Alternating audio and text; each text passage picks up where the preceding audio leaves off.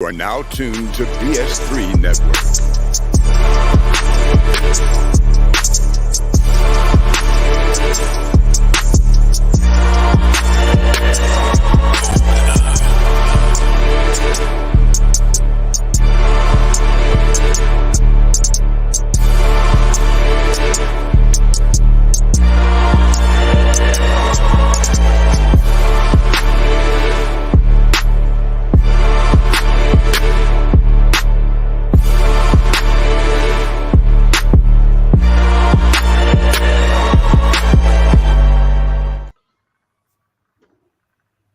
Bring back that beat, DJ.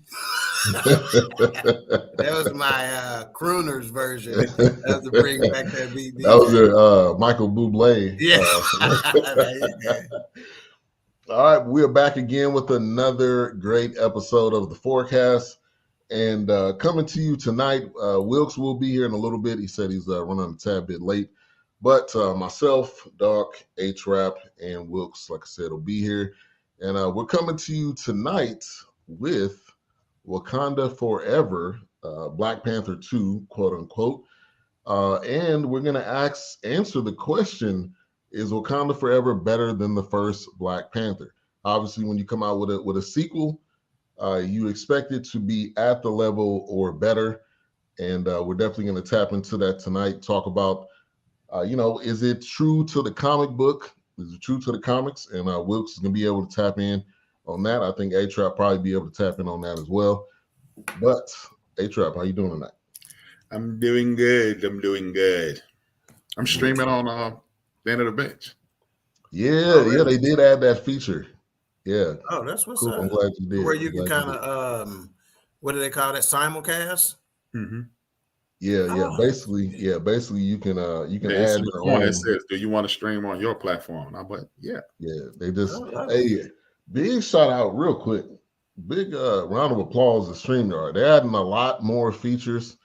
They added where you can customize the layout.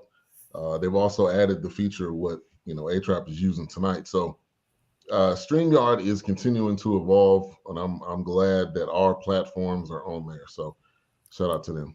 Doc, how you doing? I'm fantastic. And since you're giving a shout out to a corporation that is not sponsoring us, let me give a shout out to a corporation that has sponsored us in the past and needs to sponsor us again. The original recovery drink, Gatorade. No shade to water.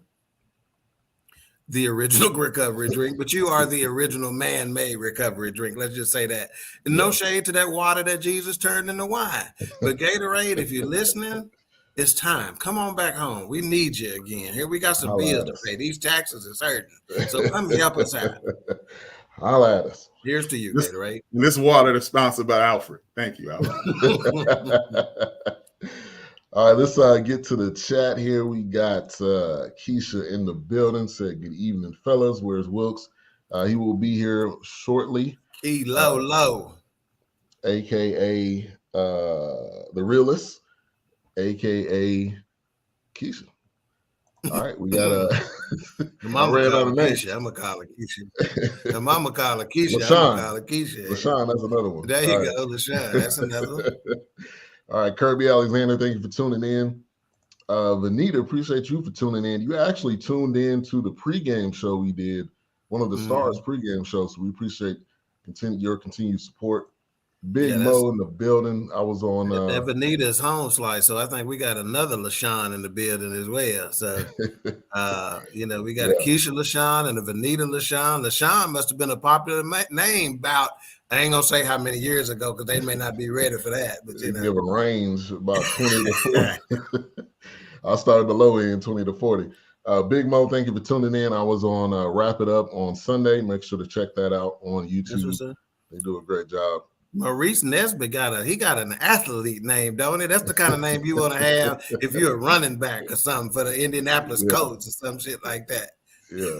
It sounded like he was on some sport movie, like The Program or something like that. We have to do that one, man. That was classic, that could be a throwback. I'd love to do that as a throwback, no doubt. Water to Wine. Yes. Wasn't that one with what's the cat name that played on that? Help me, Omar A-Trap. Epps. That's right, Omar Epps. Yeah. It was fake Florida State. Uh-huh. Right. They all And then almost they had the had same wasn't colors. James Conn the coach or something like that? James Conn. Boy, look at that. These memories. Hey, ladies, if you're paying attention, hey, the memories are still sharp, and you know the same thing that control the memories control the Hearing. heart. There you go. Something Right. Yeah, that's the word we were looking for. Benita said 25 years ago. Keisha said 47 years ago. See, I ain't gonna say nothing, but I was on this something. I'm just gonna give a range. That's it. Yeah. All right. So let's get into some initial thoughts here. It was, obviously the hang on. Let's set this right first, because I think this was an accident. Let's set that right. There we go. It's good. Let's set that right. Let's put you in the pilot seat like you're supposed to be. Before I get Matter of fact, let's go. I want to be down here where Wilkes normally be. So when he get here, I want to be down there. Shit. Let's get A-Trap the co-pilot seat today, so I can act a fool. I feel like if I ain't in the co-pilot seat, I can kind of clown a little bit more. I ain't got to worry about the controls and shit like that. You normally give us a description. I got it. So for those of you who are not familiar with it, I'm going to give a plot. It may give some names and that type of thing. So the plot for Black Panther 2, Wakanda Forever, is Queen Ramonda, who was, of course, played by Angela Bassett. Courtney B. Vance is the old lady. Shuri Mbaku Okoye and the Dora Milaje fight to protect their nation from intervening world powers in the wake of King T'Challa's death. As the Wakandans strive to embrace their next chapter, the heroes must band together with Nakia and Everett Ross to forge a new path for their beloved kingdom. Now, Nakia, to remind you, because some of you may not just be hip to the character names, but Nakia is the one that was King T'Challa's, which is Chadwick Boseman's character. That was his love interest from Black Panther 1. They had a little, that kind of little sexual tension and whatnot, right? Mm-hmm. So that's who she is. And an important thing to say, as far as I'm concerned, is that vibranium is what's at the center. Okay, that's what when they say to protect their land, they're not just trying to take their land, they're trying to take their resources. And I got a bit of a commentary about that later too. Yeah. And I'm sure A-Trap will tag team nicely with me on that. Yeah. Their most powerful resource, which we'll get into that because that's already happened. Yeah. All right, so. Initial thoughts. There was a period between the first Black Panther and the second one. It was highly, it was highly touted. We got Wilkes in the building. How you doing tonight? Howdy. What's going on, man? Going? It took you a little longer. It took. And you spelled it right. It took you a little longer to get your drink fixed, man, or what?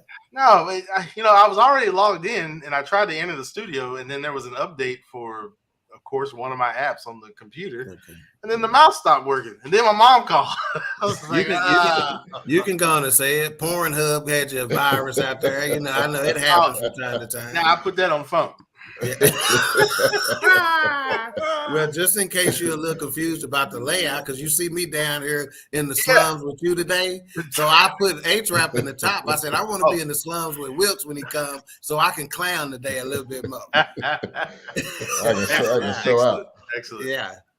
All right. So the period between it, I felt like was. It was a little long. I mean, obviously the first one was great, so everybody was waiting on the second one. And I think obviously what threw a lot of things off. Rest in peace, Chadwick Boseman. That threw some things off. They had to revamp some things. But big shout out to Ryan Coogler, and he directed this second one as well. Awesome director. So big shout out to him. But yeah, my initial thoughts was I really couldn't wait. I think we went opening weekend because we had a little bit of FOMO. We didn't want to be the ones, at work or at wherever. And talking about, y'all see it? No, we ain't seen it yet. Don't tell me nothing. So we went to go see it opening weekend, and it lived up. It lived up to the hype. Wow. All right. But what Keisha comment? Hey, he was on vacay. I barely have hair. I've been on vacay. Barely. But barely. I got a golf. I got an 18-hole right here. I know a pastor that I used to have that had the exact same hairstyle. Didn't it be? Yep. Exact same hairstyle. I got the same look too. What's up, DJ Knox in the building? CJ, me and A-Trap, our mamas made real good food when we was growing up, so that's why our hair stayed mine missing, so yeah, it's good. Yeah. All right, so A-Trap, Mr. I mean, I thought it was dope. I'm like you, it was kind of long, man. I ruined it for myself actually. Before I watched it, I rarely go to the movies because I'm the type of dude. If you put me in a room alone in the dark, I'm going to sleep. But so I don't go to the movies a lot. Yeah. But I make the mistake of looking at how long it was, so I realized how long it was. But if I would have just watched it, I don't think I would have acknowledged it, the length of the movie. Yeah. But I made the mistake. But I thought it was an excellent movie, man. I do my best. You know, I know it's natural to compare, but I do my very best to enjoy the movie for what it is. I never go, is it as good as the last one? Because it's a different story. You know, it's in addition to, but it's a different story. It's you know, like the original Superman. It was the introduction to Superman, and then he came back. It was the introduction of the criminals. I'm waiting. Trust me, I'm waiting. We didn't say the name. But it was just, you know, it was dope. It was dope. I mean, that's just plain and simple, dope movie. I'm glad I saw it. I wish I would have seen it at the movies. Yeah. But I'm gonna watch it again too. Let me tag just a little bit off of what A-Trap said, because he said a couple of key points that I want to hit on. I'm gonna start with the dark room. He goes, if you put me in a dark room with alone, I'm gonna fall asleep. Well, for me, I'm about the same. Put me in a dark room alone, I'm gonna fall asleep unless it's a bottle of lotion there. I might do something else first, then I'm gonna fall asleep. Then you go to sleep. And then in terms of the length of the movie, so Ben was talking about how long it was in between the first one and the second one. Oh, that's what you meant. I'm sorry, Ben. Yeah. So the period. But no, your point was valid though, A-Trap. So as to Ben's point, I think sometimes for a film that is coming out with a sequel, sometimes that can work to their advantage to build up anticipation. Oh, yeah. That doesn't necessarily lend to whether the movie is going to be worse or better. It just leads up to the anticipation. So maybe your opening night box office numbers may be a little bit better, something like that, right?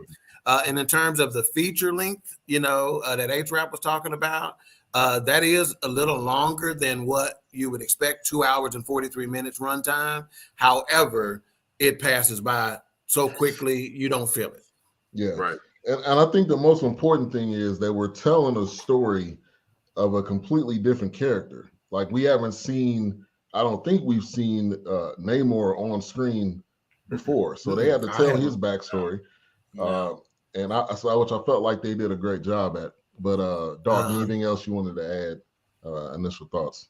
No, I think that, tag teaming off what you had to say and A-Trap had to say. I am one other thing about A-Trap's reaction, because for A-Trap to say he thought it was an excellent movie, A-Trap this is not hyperbole. This dude is not necessarily I'm not going to say Marvel, but that superhero kind of. Oh, no, I am. Oh, you are? Okay. I thought in the past you had said you wasn't necessarily with those. I don't like DC. I don't like DC. Superman. Okay, that's it. Okay, gotcha. So I was surprised that A-Trap had that kind of reaction to it. I wasn't expecting that. So. Yeah. Shout out to Chief Rocker in the building. Thank you for tuning in. What's up, Chief? Just Joe in the building. Just Joe. Yep. Chief was gonna say something. Dog's on the bottom of the squad tonight. See, I gave that ponytail off, so he lost some power. Yeah. All right, Wilkes. I thought it was done pretty good. I mean, Marvel, I don't know why these superhero movies, whether it's DC or Marvel, they have to be so long, almost 3 hours, or right at 3 hours. But yeah, it was done. I really liked the introduction to Namor, having him on there, or kind of the way they worked him in, because even in the comic books, the Wakanda in his empire or city, they worked together actually eventually, and of course they fought a little bit, but then they kind of came to terms that they realized, we're not each other's enemy. We have a bigger situation. So, but other than that, no, I thought it was done well. I like to see the costumes. I like how they worked in some of the Mayan, Aztec kind of background. Very impressive with that. I love that they didn't change their dialect. They let them speak with the accents. They didn't have them trying to change the way they spoke, and that more of their language, and even with the Wakandans, their language was in these movies. So I enjoyed it. A couple of more things being so I don't because that's feature length we've talked more about that today maybe than any other episode. I don't necessarily have an issue when a movie is long, right? As long as it's a good movie. Okay. I don't care how long you want it to be, just don't waste my time. Make sure you're making wise use of the time, right?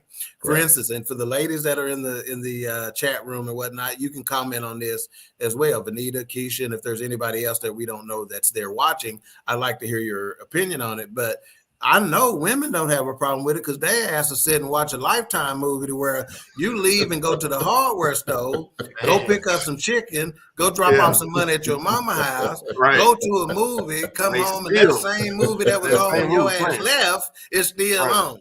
So I know they don't have a problem with feature length or any other length. I knew it was coming.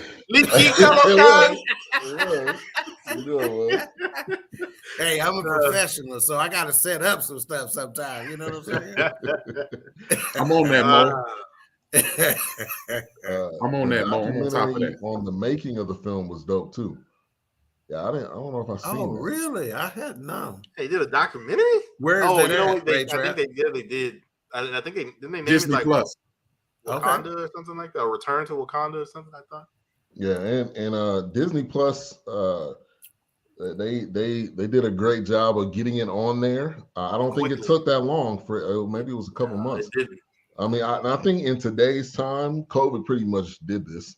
But in today's time, a movie it's not going to be going to DVD. Or if it does, the DVD is probably going to be longer, but it's going to go straight to streaming. Within a couple months. So yeah, absolutely cool. It's on Disney Plus. All right, so I watched this probably twice. I didn't take any notes because I already watched it twice. So if I'm a little bit out of order as far as the timeline, y'all. No, I think it's good when we just chop it up naturally anyway, as opposed to just trying to go scene by scene or whatever. Now, what I will say, because I didn't hear everybody else's take, I know that. Ben, you watched it in the theater. H-Rap, you did not. You watched it on TV. Now, did you just watch it for this review, or had you seen it a few weeks ago? No, I waited.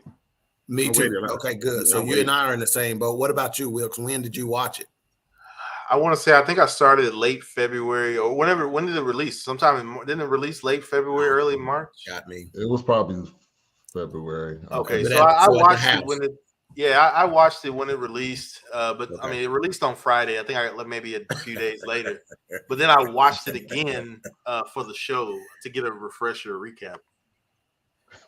And almost every Lifetime movie. The lady getting you get you a good nap, ran over, or something. Man. Something about you that. Get you the burning bed, some shit like that. I ain't watching that. I ain't watching that.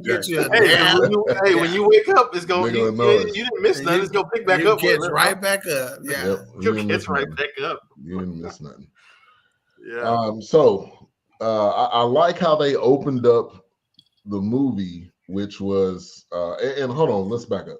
Angela Bassett should have won something for this movie. Period. Yeah. So did y'all hear? Did y'all hear about her reaction? That's big news out there. So as I was saw researching, her face immediely. I didn't. I haven't heard anything else after that. But looking at her face, So it's two takes out there. Okay, and those takes are, one of them is like, it's so refreshing to see some human emotion at an award show to show exactly what you really feel, as opposed to feigning fake excitement about your competition beating your ass. You know, they're like, it's refreshing, you know. And if you don't know Angela Bassett, you know, she gets the auntie name from the community, you know, and for you to get the auntie or uncle name from the community, that tells you that you've been embraced by the community. Now let's get this name back up there, because I just noticed Wilk's name too. So Keisha, I know where it comes from, but Keisha needs an explanation, sir. So in the movie, when Namor descends to the throne, which is the mouth of a megalodon shark, he takes the throne, and that's how it's Rise Talokan. So it's pretty much he's telling his city, his people to rise up. So it's Leaky Talokan. Yeah, it's how it's pronounced. But so now did you hear this? Now this is commentary you're not gonna get from just anywhere. Okay, this dude showed you what the throne was. Now I didn't watch this movie sober as a gopher, and I ain't seen no doggone megalodon shark mouth or no shit like that. That's where the greeting comes from, because that's what the throne is made out of. It's made out of the megalodon shark mouth, so it's open like that. That's how they greet each other. Vanita, we could get to this next comment. Vanita said she woke up pregnant. God, that's a real title. She ain't lying. That's a real title. Yeah, she ain't lying. Hey, that's a real title. Yeah, but who knows Steve and Lauren? Because whoever know him and that's close to him, I need y'all to give him a high five, because this is some insight right here. Ben, go ahead, read that. He said, so it's a movie about a place with a shield to keep anyone not that race out. The bad guy is South American and breaks in by crossing the river, and, and the way to defeat him is to dry him off wetback racist. Oh, what a funny comment and some insight, bro. I'm mad I didn't think of that, Stephen. Hell, that's so good. Well, I mean, I didn't think of it that way. Yeah. I didn't think of it that way, but I looked at it like, oh, well, we back to people stealing shit when they ain't supposed to be stealing it. Oh, I can try to save that, because I got something on that. Save that. You want to take it and use it in the wrong fashion. I was like, Right.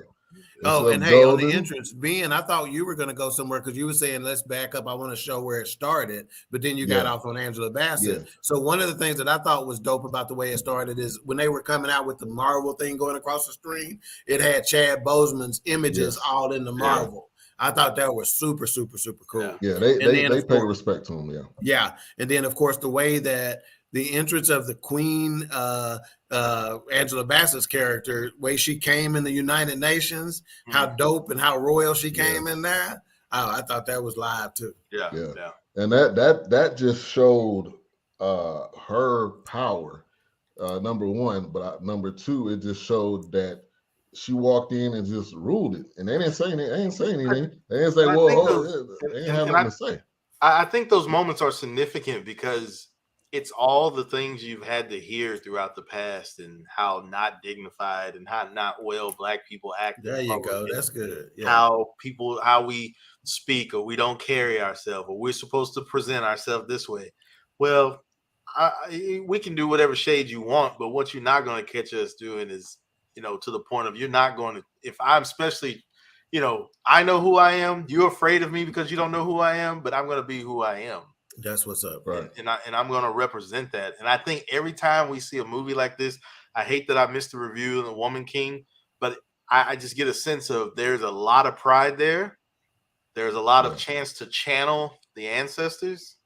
There's a lot of reconnecting. And I just want to jump in. I know this isn't the review, but was that the slave port in the distance on The Woman King? Was that that's what I was thinking when I watched that. But those certain things just connect them. I mean, when they wear the garb and they wear the clothing of that country, of their ancestors, that country, that nation. I mean, there's a sense like when you're watching it, like this is more than acting. This is like I'm trying to send a message. That's what's up, man.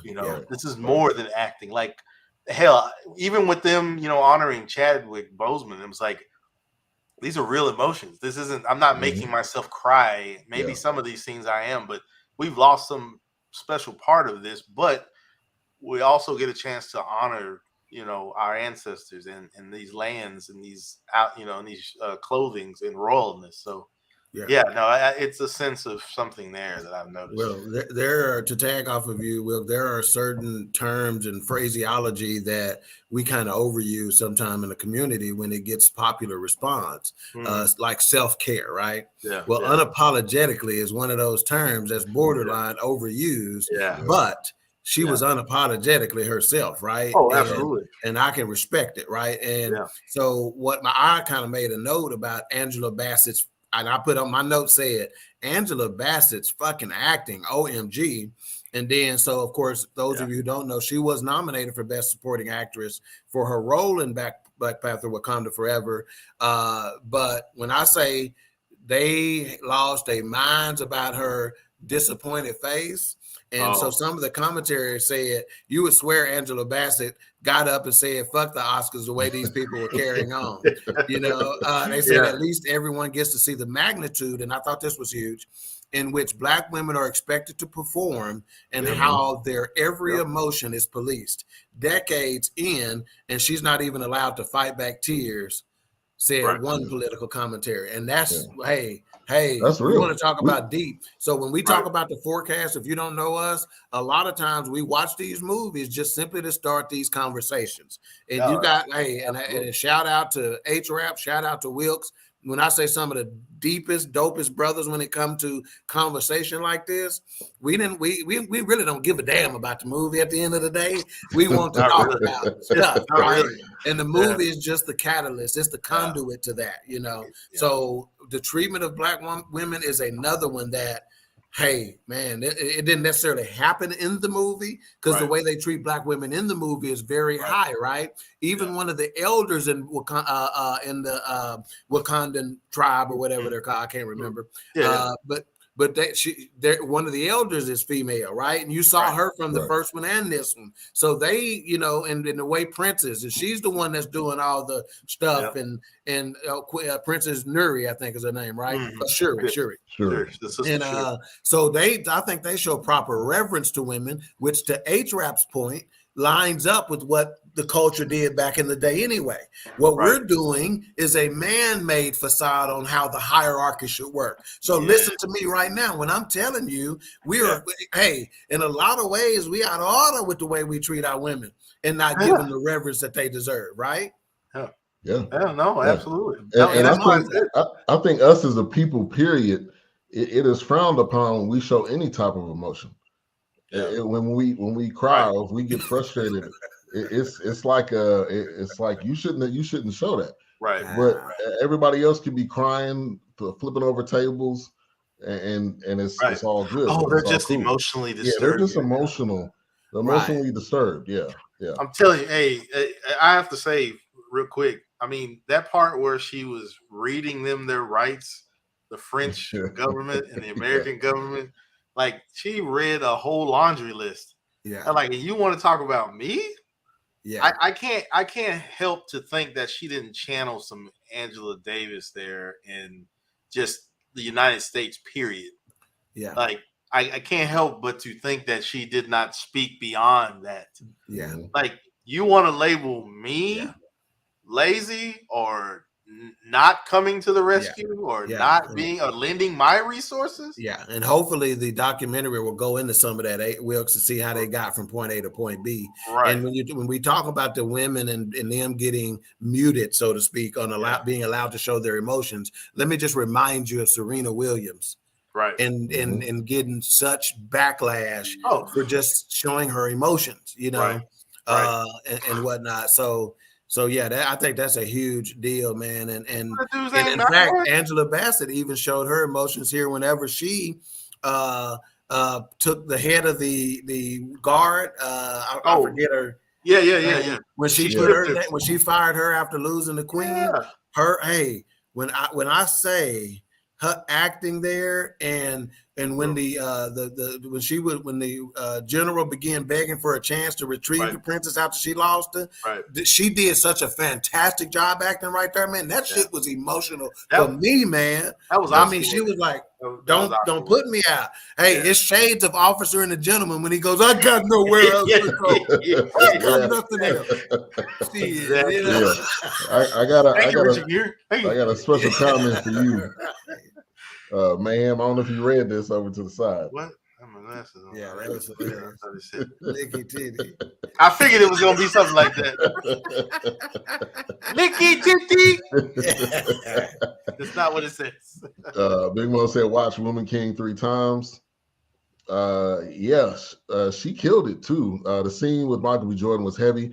Man, that scene. And when you were watching it in the movie, because you were wondering, okay, is Killmonger going to be in this at any point?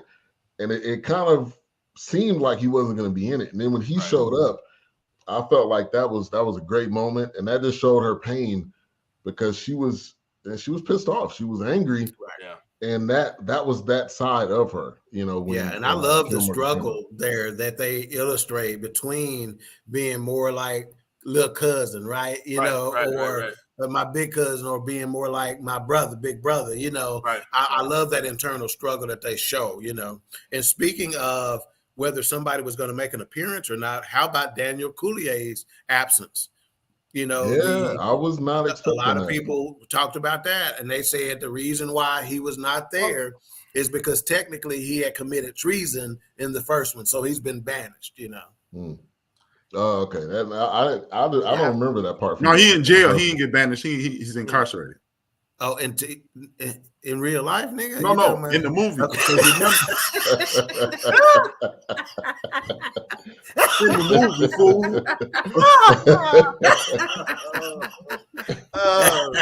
No.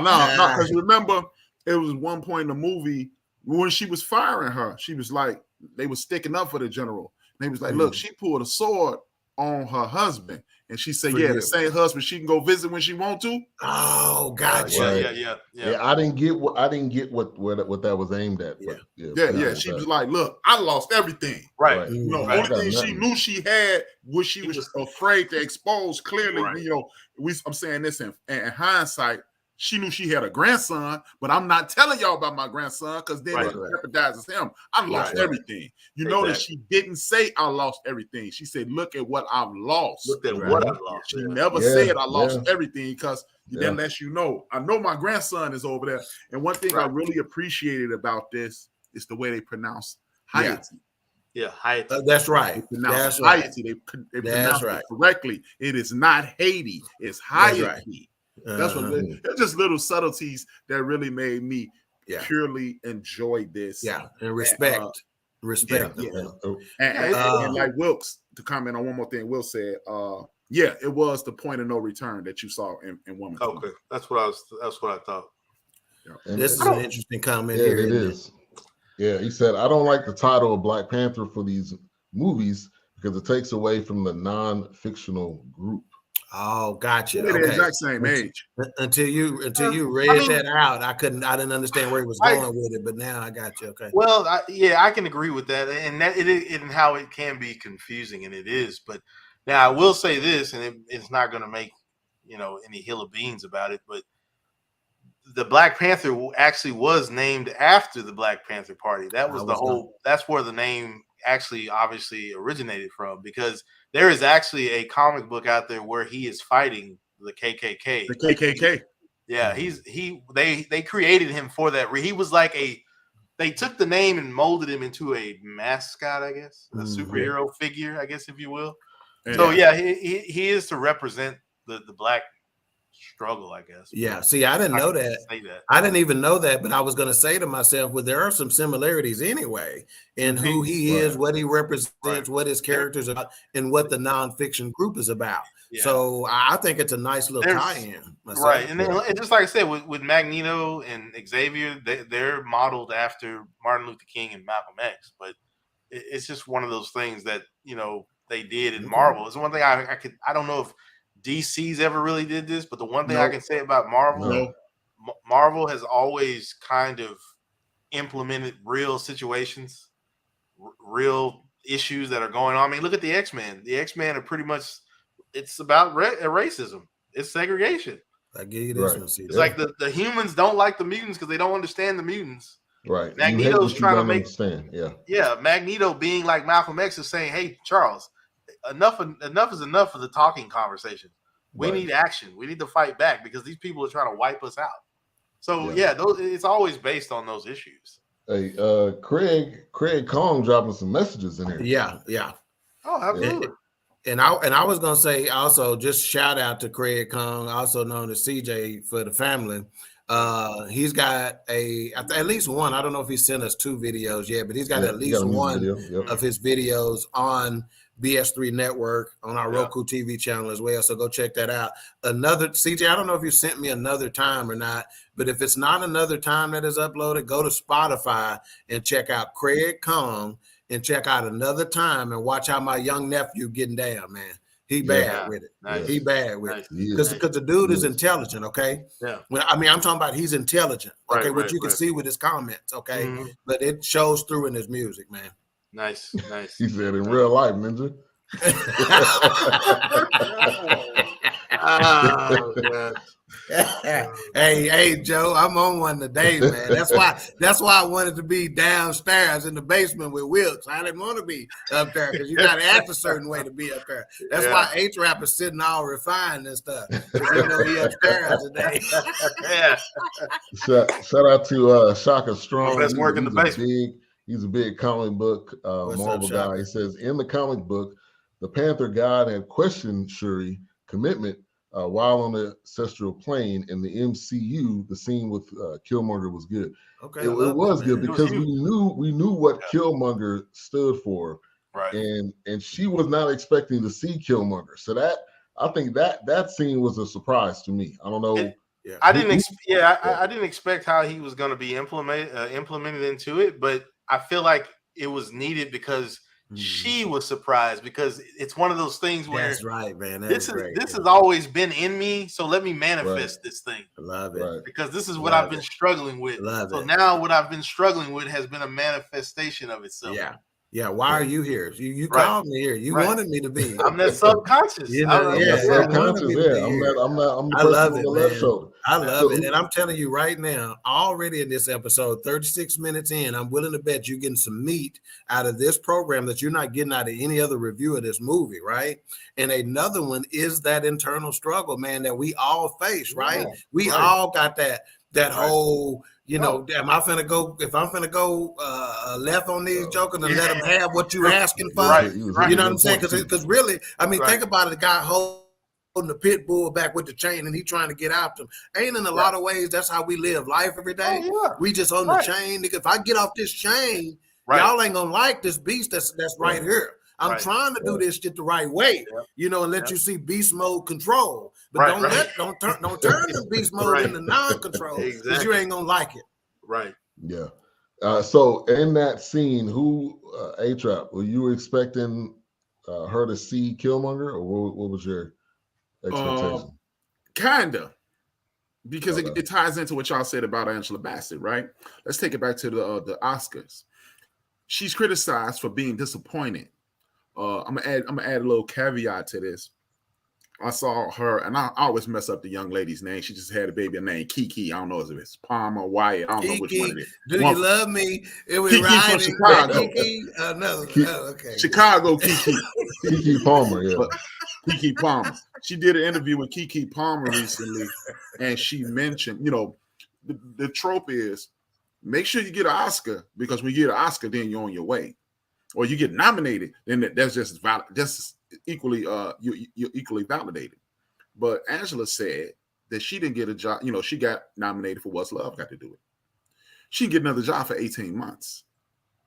And this and so when you fast forward it 30 years and see her disappointment, she's not afraid that she's not gonna get another job, but she's like, and then the whole world criticizes her for being disappointed and showing it on her face, right? Goes back to Doc's point. Wilk's point. We can't even show our disappointment without being criticized. Man, so when Yuri was, her mother's dead, right? Her brother's dead, her father was killed by Claw. These people have infiltrated my country. I'm going to my cousin. Right. You know what I'm saying? So it was like, but it was but then it was like, no, that's exactly where you go. Right. That's what she needed. That's what she needed at that moment. That's what she needed. You know, because peace talks was off the table. And ain't nothing peaceful about this. My father tried to be peaceful with y'all. Y'all right. blew And him what up. I mean by that internal peace talk is off the table. I can't That's reason with myself anymore after this. No, I ain't clear-headed anymore. Yeah. My father tried to be peaceful with y'all, with the Right. world. They blew him up. Right. My brother died from some mysterious illness. My mother was just drowned for no reason at all. Trying to save somebody she didn't know. Save somebody from your world. Right. And I'm not even hating on the young lady. Yeah. But I'm mad at y'all. And guess what? Hey, when I'm angry, I'm turning to the man. And I mean, it was like, wow. And then it was like, oh yeah, that is the only option. Oh yeah. The peace talk, that's why I said inner peace talks is over with. I can't reason with myself at that point. Right. And I love how they at the beginning, how she was more so focused on trying to save her brother. She was working on that elixir or potion or whatever you want, or the leaf. Black Panther potion.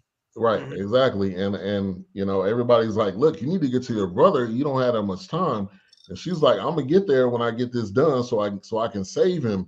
Right. And I felt like that was a great piece to have in there, because obviously we know what happened to Chadwick Boseman, but you had to put it in the movie somehow. Yeah. And I felt like they did a great job with that. So again, shout out to Ryan Coogler. Did an amazing job, and everybody else involved. Yeah. Now I wanted to get to the point. Before you go forward, Ben, is anybody? Was it me, or am I reaching, or did anybody see it this way? This is a perfect segue to bring the Panther back, because she finally created the substance that will heal any and everyone. So is he dead, or is he put on ice like when M'Baku had him? Because remember, in the initial blood was dead. M'Baku preserved him. Put him on ice. Did Yuri preserve him as well? And then bam, you know. I seen this story that came out, an article that came out saying I think it said Idris Elba could play Black Panther, and a lot of people were like, well, you know, you got people playing, but I think there definitely can be someone to play Black Panther. They could go multiple ways with this, because you got the son too. I mean, they can fast forward this thing, and he could be. Oh, absolutely, absolutely. I mean, they can definitely take up the mantle. Because as somebody mentioned in the MCU, Killmonger died 3 times in the comic. Oh yeah, Killmonger actually becomes Black Panther at one point. He does. So I said, no, not in the movie, dog. In the comic, he's actually takes on the mantra of Panther. Yeah, it happens. It's possible they can do it. Yeah, she wanted revenge. He wanted revenge. They both had similar reasons in taking the mantle of Black Panther. Great point. I didn't expect seeing him, although after his words, it was made sense why he came. Because I think Atraf's point is great. I think that is let me say this. People have brought superheroes back with less, you know what I'm saying, after death than this. I think this would be easily explained, you know. Oh, absolutely. They can do it. Yeah. And I mean, they have all the capabilities. Like Atraf said, she created the Black Panther potion, because remember it got burned by Killmonger. So she basically recreated it. So from the leaves too. That's right. That's right. And so to a certain extent, that dude, you know, the Namor unknowingly really gave the thing that was going to defeat them later. You follow me? You know, by giving that bracelet. Now, when they were on that ship, and the Namor and his people, ship, by the way, badass ship. Namor and his people coming on there. When I first heard this sound and they just walking off, I was a little bit confused, because I'm like, what? Who is this? What is this? I feel like that was a great intro to him, to Namor and his people. And then I was like, there's no way they're beating them. I mean, like you can't. I didn't think that. I thought this was going to be. There's no way around it. Yeah, I thought this was going to be like Avengers. Well, basically they had part 1 and part 2. Part 1, everybody died, and you know Thanos won. And then maybe it was going to do a part 2, because I didn't see any way possible they could defeat these guys. So that opening scene with the people walking off the ship, I felt like that was probably one of the best scenes in the movie. thoughts. I'll open it up to y'all. Well, yeah, no. When I saw that, for the first time, I was watching it. I'm thinking, man, what are they gonna do against these sirens? I mean, they literally singing, and these people are like walking off the edge of the ship, and it's like, of course, once again, you're in a place you're not supposed to be because you're looking for my resources to use it against me and use it against for world domination or whatever. So it's like any means necessary. I gotta because if I can't trust you with it, how can I allow you to mine it and sell it to other countries? Because all you're gonna do is just make a profit off it. Yeah, right. The movie is deeper than what it is. Another piece that I don't think y'all paid attention. Well, y'all may have noticed, but I noticed it stood out right to me is that you had black people and brown people, both with the same agenda, protecting our resources. Right. And so again, I think this is just as good a time as any to get into that because I said a note that I wrote down for myself. I said this is still about the killing of people like us for our resources. Right. Always has been, always will be. They are still killing. We are still dying. The difference is the knives cut with the dull end, the guns fire in silence, the poison is delivered in beautiful, sustainable packaging. The resources are mines. They are still killing us. We are still dying along with our resources. Yeah, absolutely. Yeah. Absolutely. Yeah. I mean, Oh, no, I was going to say no, but that scene, I didn't know how they were going to kind of get out of that one, how they were going to weave that one. But yeah, go ahead, H-Ray. I totally agree with everything y'all said, and the beautiful part is it explains the Mayan. It explains the evacuation of the Mayan tombs. The Mayan tombs are Afro-Mexicans, which people are starting to discover as of announced as of recently. Right. Everybody who's ever opened a book realizes that, and they realize that Prince King Mansa Musa is a Mayan, and he walked his behind back home.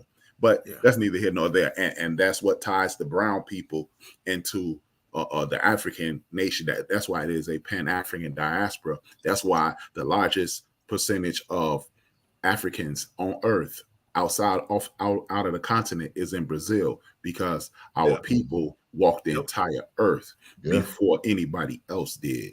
Right. And it just lets you know that our brothers to the north of us, meaning European brothers, y'all is just genetically recessive, but y'all still are cousins. Just let people know.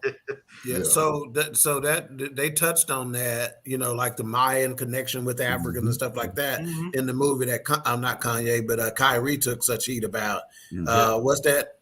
What was the name of that title? Hebrews to Negroes. Yeah, they touched on that in that as well. Yeah. I mean, people were in an uproar about that. Like, why are you so bothered? Yeah, I mean, see, the thing is, when you come to world domination, once you tell the truth, that's why the erasing of the history is paramount. That's why people like Governor Ron DeSantis on that nonsense that he's on, because once you announce the history, you have to denounce this nationalism and supremacist nature. And then there's a fear that comes up because it's like, oh, you're writing me out. Where's my place? I don't have a place. Hell, you've taken every place. What do you mean? Yeah, you've had every place. What do you mean? What? Yeah, what do you mean? To be honest with you guys, they've actually had no place. No, they haven't. They've stole it. That's how they got it. That's the thing. They are angry because they do have that recessive gene. But all you have to realize is, and I'm being facetious, if you the milkman, baby, you still my cousin. Your mother is still my aunt. You just the milkman, baby. And white brothers and sisters, y'all the milkman, baby. Y'all just lighter than everybody else. We got your mama born the milkman, he white, and now you light skinned. You still cool. You still at the cookout. Sorry about that, bro. Go to the cookout, man. Don't bring them damn raisins though. No raisins. No raisins. Get stomped out. Unless it's an oatmeal. Or cookies. My man. You can do that too. Shaka, cinnamon on that. Yeah. Right. And this, to Shaka's point, this is the greatness of Marvel. This is the difference between Marvel and DC. Marvel they have so many lanes that they can go. Oh, absolutely. Movies to the end of time because they're all connected. They're connected to the comic books, but also the way that they do it, you can make multiple films. And they're going to be very start a new Batman over and over and over again. Like we already know the story. We know you keep restarting Batman. Stop doing it. We know he rich. Right. Like, show something else. Like there's more They villains. only had 8 characters though. So, Right. But you know what? Like as you stated, this can go on into perpetuity. The beautiful part about it is this. Like I was talking to somebody earlier today. This set the pace. Right. Because M'Baku, we forget that at the end. I know I'm jumping ahead. M'Baku challenged for the Black Panther. Right. That opened the door for Killmonger to come back. He did. Yeah. Because that's how Killmonger becomes the Black Panther, because he's gonna have to take M'Baku down. Watch. Because Siri can't. In the comic, M'Baku is 9 feet tall. Of course, he ain't no 9 feet tall, 9 foot tall humans or no brothers running around here. Shit, the nigga 7'8" here. Hey, yeah, but but she can't deal with that. But manga can. Yeah, that's fascinating. Big Mo said, did you catch Trevor Noah as the voice for Shuri? I did not. I didn't think to look into that. I didn't. I did not. Wow, that's a and that's fact. And again, that's the beauty. And even though you weren't here last week, Wilkes, that's the beauty in this and Woman Queen. Woman King. Mm-hmm. He used a lot of the native brothers. Yes. He used a lot of the Africans in both films. It did. And to H-Rap's point, the soundtrack now is a lot of African also some Mayan. And that soundtrack is. I got 3 cuts off the soundtrack, man. Yeah, it's for 3 different playlists too. One of them is that playlist. So they rock some smooth joints on that. They came with it. They gave you the whole package. They gave you the soundtrack, the music during the movie. It fit with the culture. And my dad was actually telling me they maybe this is in the documentary, but they went behind the clothing of the Mayan people. Each piece of it. What the colors mean? Get it right. If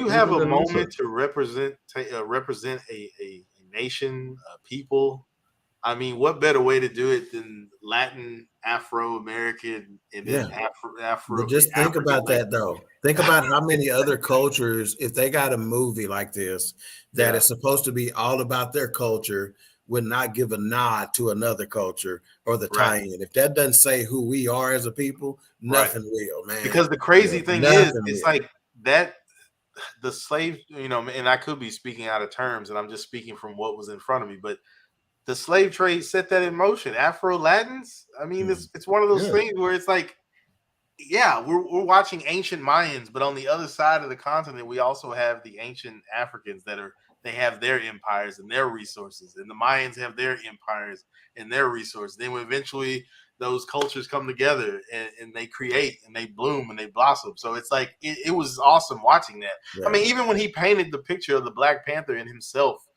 the mural at the end, I was just like, the gods gave these cultures this gift for a reason, and not you. It's the reason why you got to steal it, and they was giving it. Right. Because you don't understand it. And you feel like, oh, well, I'll use it better if you just let me take it. No, it's not. Sell it to us. Well, will you sell it to us?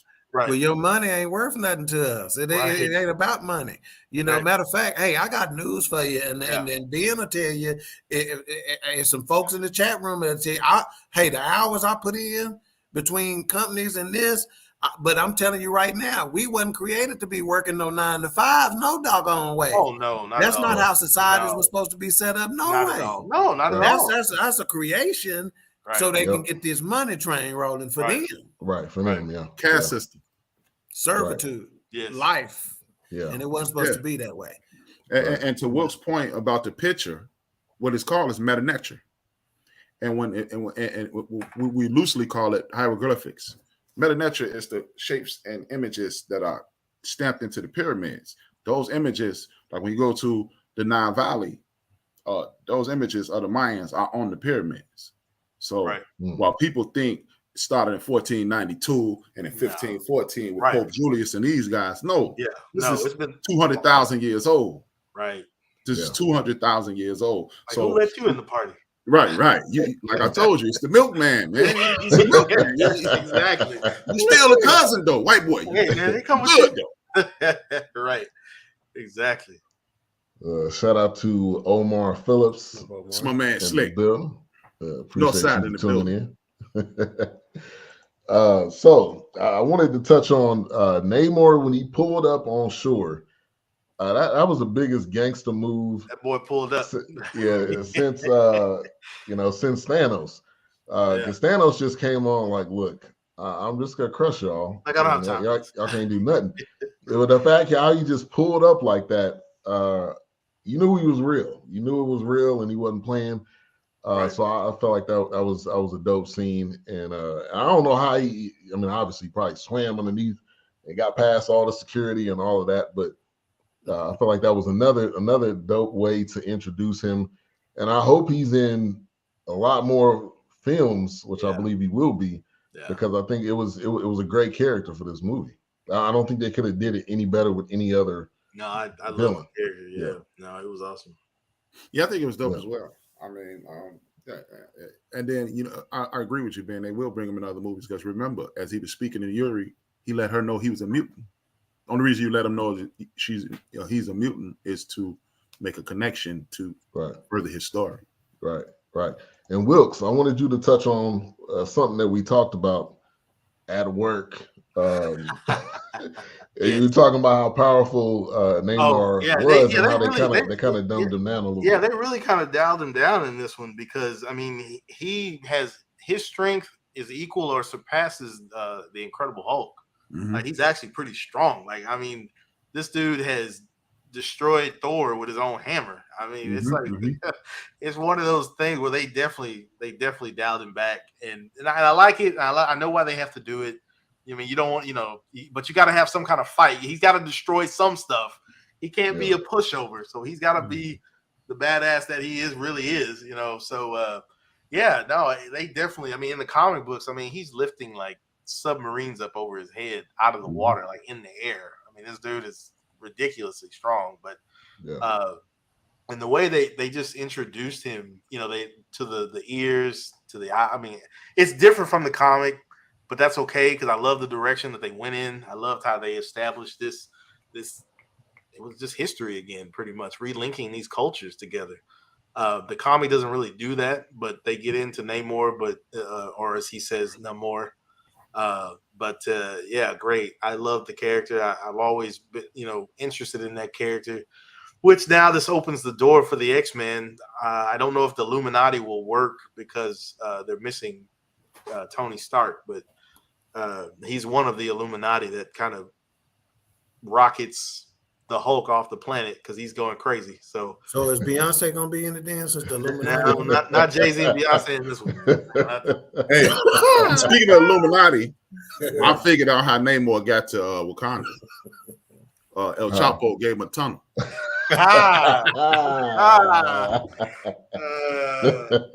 Niki Kalokan.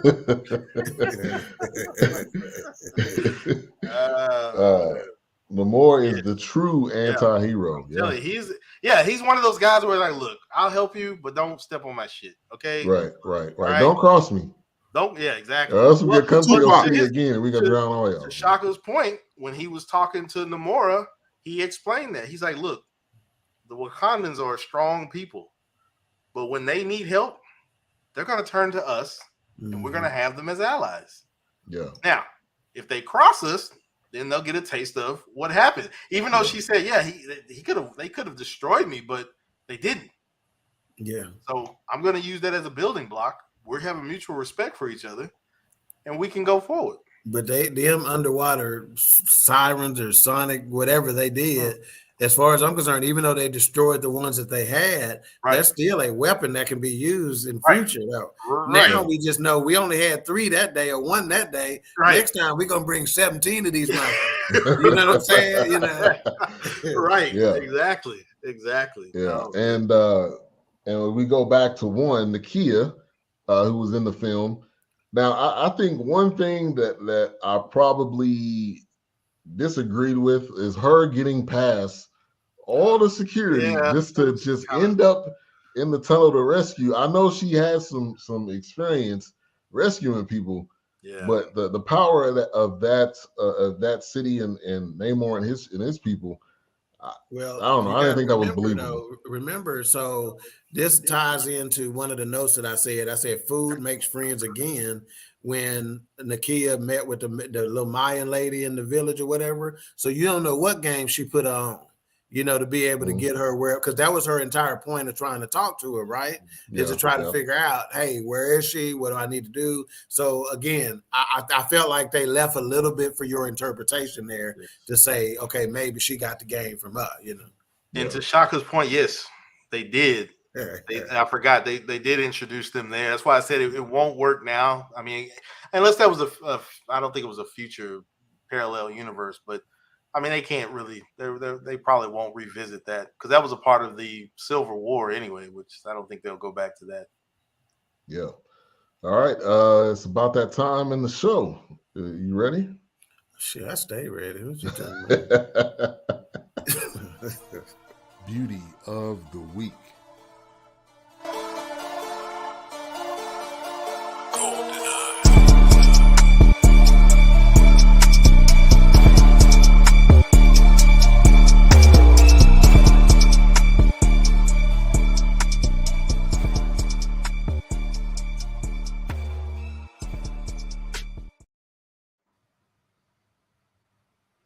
The forecast as we talk about the beauty of the week this week. Some may think that there were several choices. Again, Angela Bassett being auntie, she's somebody fine in every community. We got to we got to find auntie somewhere, don't we? Right? Oh yes. So some may think it's Angela Bassett. Some may think you go with the princess. Some may think you go with what was her name? The new chick, the college chick. Lionheart. Lionheart. Yeah. Lionheart that's is man another Williams movie, from Chicago. Man. Yeah, that's another movie. Yeah, that's Mel Gibson, man. I will find you or some shit like. Oh, that's Braveheart. Too many hearts.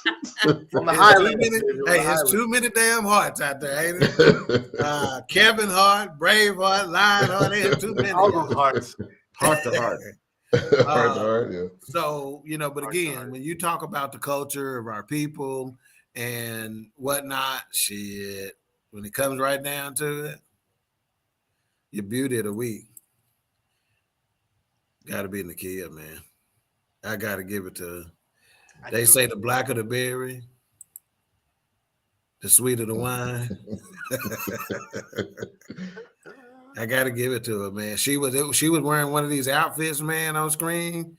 And when she was, I think she running. Can I do this, Will? Can I do this?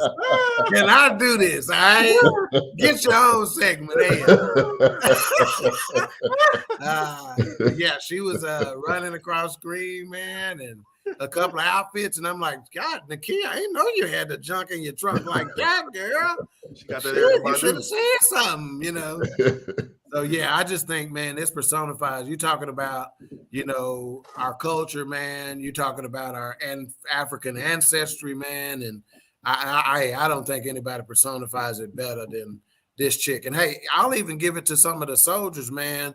That are there, and like Okoye and some of them other chicks in that little, I can't remember what that army is called, but some of them is some bad jokers too, Yeah. But when it comes to beauty, class, and hell, the Black Panther himself, King T'Challa himself, told you how bad she is because he's knocking it off and sending it to Haiti, however you pronounce it. Tahiti. It's Tahiti. Hiding it is so good. So yeah, I got to give it to our girl here, Lupita Nyong'o. Hey, and Lupita, if you're watching this, I don't know if you know Tim's or not, but tell Tim's because y'all from the same continent somewhere. If you cross paths at some kind of award show or something, just tell Tim's, call me. I got a question about her music. Yeah, sure. She got a song on the soundtrack.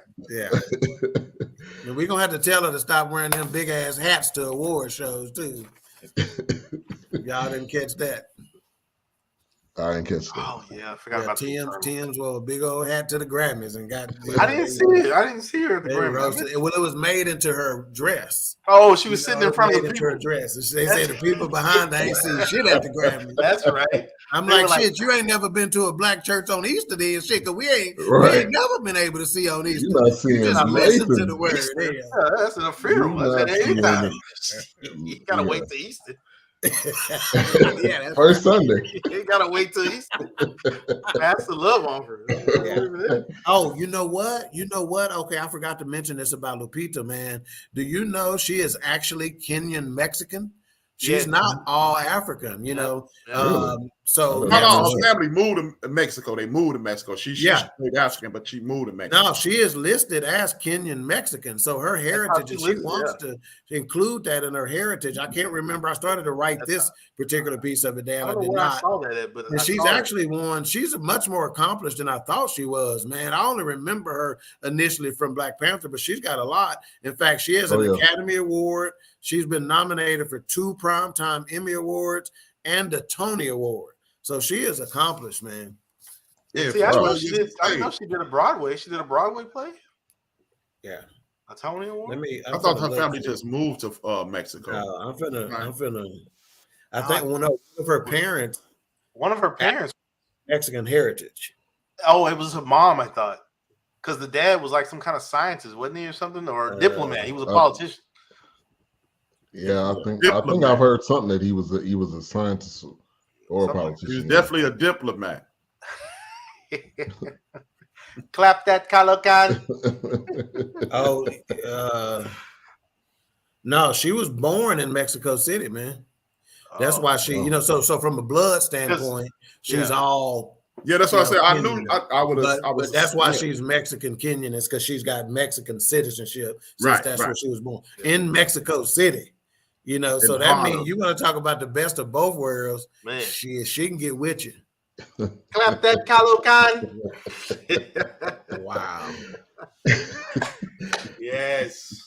Big One says Eternals and Avengers Endgames touched on Namor. I forgot about the Eternals because it was kind of sleepy to me, but it was important. Yeah, that was. I hate that they didn't have young Thanos in there.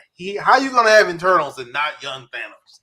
I was like, really? Yeah, I think that was one of the COVID. That was probably a COVID movie, wasn't it? Probably it was like 2020, 2021. That was. I felt like that one was straight to the stream. Yeah, they kind of slid that one in on the slide.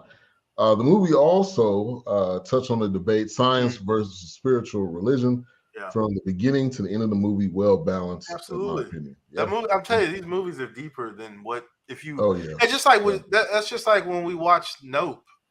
I had to watch that. Watch it differently. I couldn't watch it like, what the hell is that? I couldn't watch it like, oh, this is what the hell are they talking about? I had to watch it like, oh, wow, I wonder who caught that, because it's like you have to watch it to expect the unexpected. Yeah. Because if you don't, you're gonna miss the point they're trying to drive. Right. And Stan Lee. Let's go. Stan Lee and Jack Kirby, my friend. Yeah, man. Stan Lee, I think it took courage for him, because during the time when it started, I don't know this for fact, but I'm sure there was a lot of division. Definitely during that time. So for him to say, we're gonna do Black Panther, we're gonna do more films. And then we're gonna base the X-Men on the civil rights movement. Like seriously, shout out to Stan Lee. And he always put himself in the movie at some point, which I feel like that. What's Stanley's last name?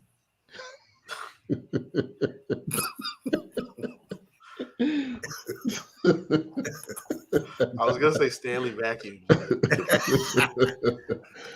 Shout out to Theodora Blue Streak Freak. Thank you for tuning in.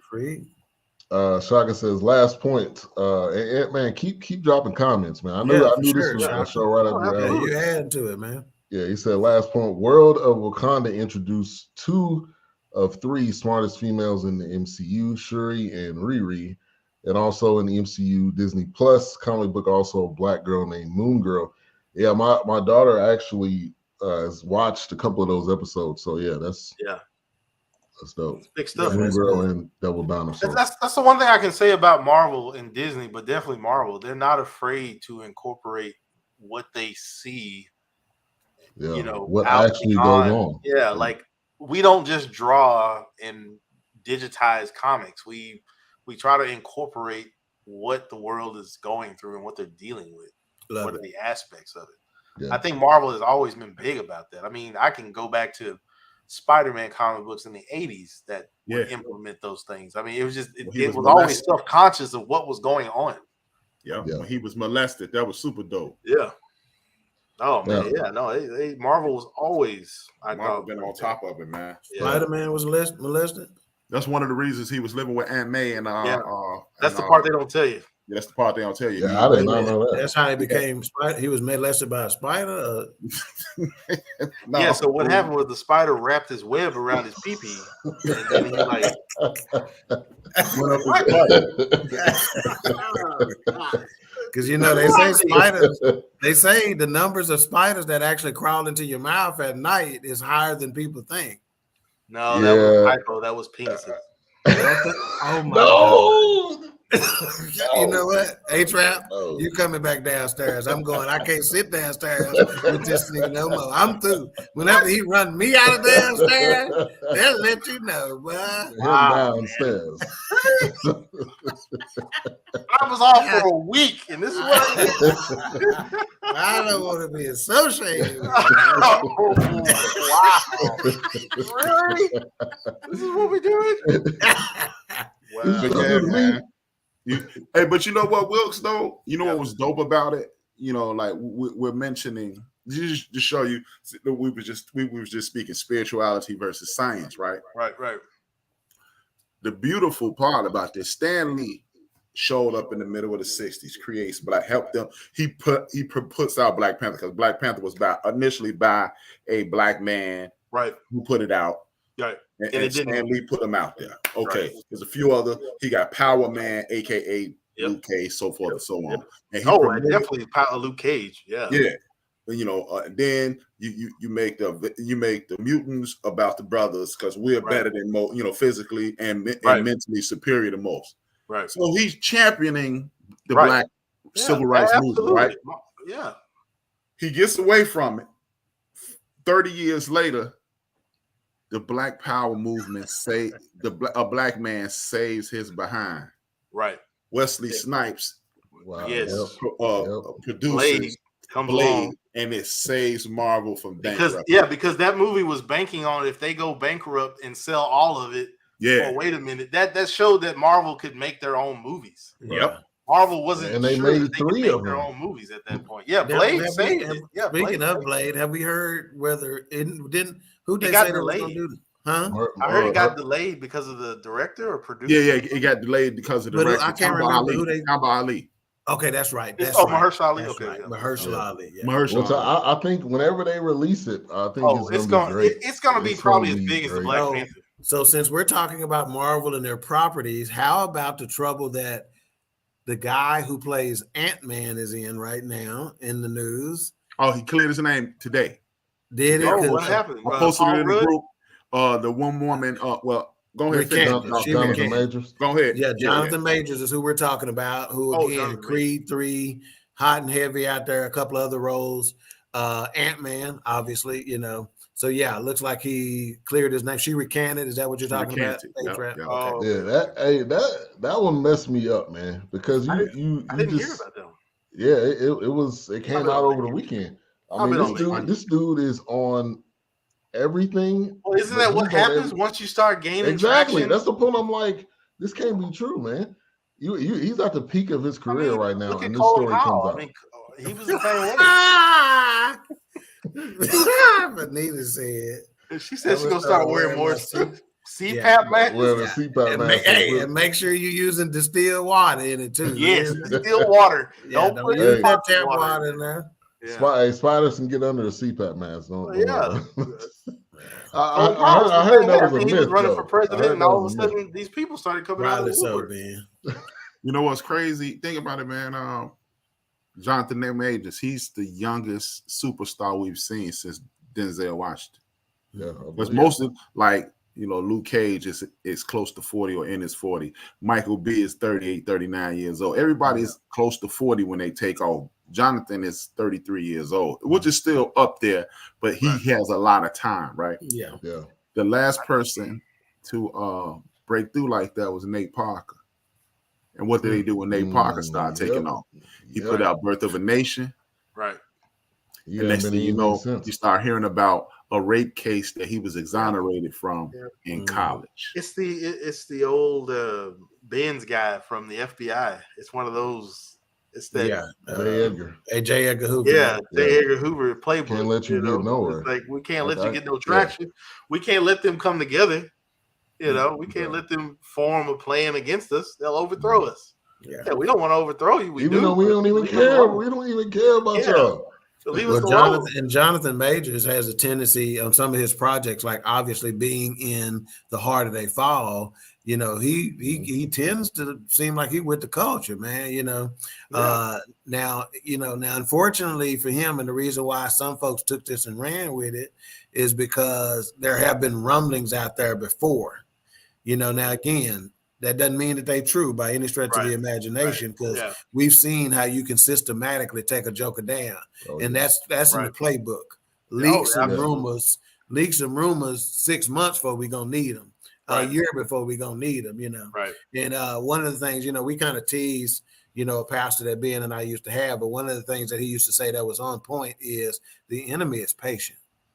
Oh, very patient. Yeah, boy. He's patient. He gonna wait. He's patient. Gonna wait. He ain't trying. He ain't got to take you out today. Shit, I got time. Why should the enemy hasten? Why? You need to be hastening to the throne. He ain't got to hasten. Right. Why should I hasten? He just waiting on you to slip up. And hey, when we was in the choir, Ben used to sing that part hard, y'all. I'll hasten. Oh, he used to be he'll sing that part hard. Why should the enemy hasten? No, I don't need to hasten. I used to say all the parts hard instead of the high notes. Then you just that's one of those. It's like my grandfather being patient. Oh, okay, you gonna let your mouth overload your behind now. Your mom would think, I'll be right there ready. Yeah. Oh, you thought you was going to sleep, huh? Right. Yeah, I still got this belt for you. Come on now. All right. I wanted to point out two things. We kind of rounding out. Julia Louis-Dreyfus. What a wild addition, but she did her thing like she always. She was in the. If you watch the Winter Soldier and the Falcon, that's where she appeared. Yeah. She appeared in there, and her character is true to the comic book. Yeah. But I mean, that's why I said from like You People to Veep to Seinfeld. I mean, that lady is just. I mean, she bad. Adventures of what was that? Christine. Yeah, Adventures of Christine. I think wasn't it? She's always just. She's like that. That Tina Fey kind of. You know what you're gonna get. She's not gonna stray away from that. Yeah. But I don't think Tina Fey can hold a candle to it, to be perfectly honest with you. Oh no, I don't think so. I think they just have that same delivery as far as like, you know, they're gonna stay true to who they are as a comedian, an actor, or whatever. But Dreyfus, she's surpassed. So I wonder if Chad Boseman's estate is getting revenue for this NIL in this movie. Name, image, and likeness. You should. I would think so. Yeah, because he actually, when you look for the cast of Wakanda Forever, he actually is listed as a cast member. Yeah. Oh, yeah, because he was in it. I mean, they had him at the beginning. They had moments where they were reminiscing. So yeah, I'm sure. Yeah, absolutely. I mean, in essence, they are here on his back to a certain extent. You know what I'm saying? Oh, absolutely. You think the right thing to do would be Yeah, he helped with the language. He helped with costume design, the initial costume design. He helped a lot in this movie, so I'm sure they is. I didn't even think about that, but I'm sure they are. Yeah. And then the introduction of Ironheart, which she held her own. I don't remember seeing her in previous films. No, this would be the first. Yeah, when she came on screen, she held her own against some heavy hitters. So I definitely wanted to give her some respect, which also opens up the door to more storylines, obviously. And of course, like anything, when she was introduced being a girl and being black, there was some pushback. Of course. But her last name Williams. She from Chicago. Yeah. Yeah. Right on. Yeah, Right yeah, on. but yeah, she did a great job. Added some young flair to it. You know, they had the back and forth between her and Okoye, so that added a different element. All right. Look So at I your wanted to. hair. How you gonna come out here all ashy? She talking told her, about? "Look at your head. How you Oh gonna come yeah. out here all I told you. I love that, man. That brought the Yeah. human element to it, Yeah. man. Yeah. A lot of people got upset with that. Shout out to her because she's in the Walking Dead, so she's one of definitely the Walking Dead alumni. So she made that. She made that. Y'all know a that lot of black series. women got angry with that, and when Mbako called her a bald headed, he was like, "Shut your bald headed." of course, yeah, that was the thing in the 90s. I don't know why. I mean, it's like it's more. Hey, some real women to can rock what- that ball, baby. you know. I mean, it's like it's more real to our conversation. I don't know if y'all seen the. There's a little TikTok video or reel out that you can tell it's a family at a family gathering or whatnot, and one of the brothers or cousins or whatever is smelling like weed. So one of the black chicks said, "Get out of here! That smoke getting all in my hair." And he said, "Take it off." You know, that's the kind of stuff, and people just crack up laughing. It's like that's who we are, you know. And people don't understand that when I'm capping on you, when I'm clowning with you, if the people who I cap on the most are the people I care about the most. You know, it's just that's just what it is. Yeah, so if I'm not talking about you, we got a problem. I mean, look if at me I'm with talking about you. That means we cool. Yeah. And me and my biscuit shaming. Sorry. I apologize. Hey, I was low key for my vacation, but I was busy. I made a blueberry cheesecake, and I did some other thing, homemade spaghetti meatballs down to the sauce. But I was busy. That was that one. Didn't you make that big ass meatball? Didn't I see you post that? Was that something else I saw? No, that wasn't you. Okay. No, that may have been another. That may have been somebody posted a big ass meatball. It was just one big meatball. No, that wasn't me. Over a whole bunch of spaghetti, and it looks so good, man. But there is a restaurant that does that. I mean, you can do it homemade too, but there's a restaurant that sells them like that. Yeah, it's like one. It's a family plate, but the meatball's like that big. Yeah, and it's like a platter, like spaghetti. Right. It's just it's huge. All right, well, let's go ahead and get to some. So for you big ball lovers out there, holla at you, boy. Nikki Talokan. I love it. Wakanda Forever, baby. I love it. All right, Bombay. Let's go to Mayhem. There you go. Dez Bryant didn't make this up. Yeah, that was yes. That was a catch. Take it off and put it on the dresser. All right. Right. I mean, I have to say, I have to give it 4.5 mics. Okay.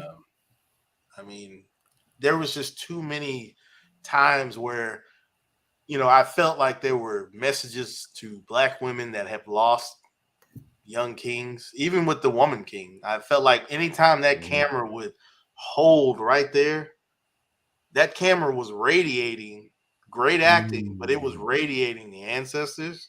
It was radiating efforts of the black community trying to continue to push and stake our claim for what's rightfully ours. There was just too many.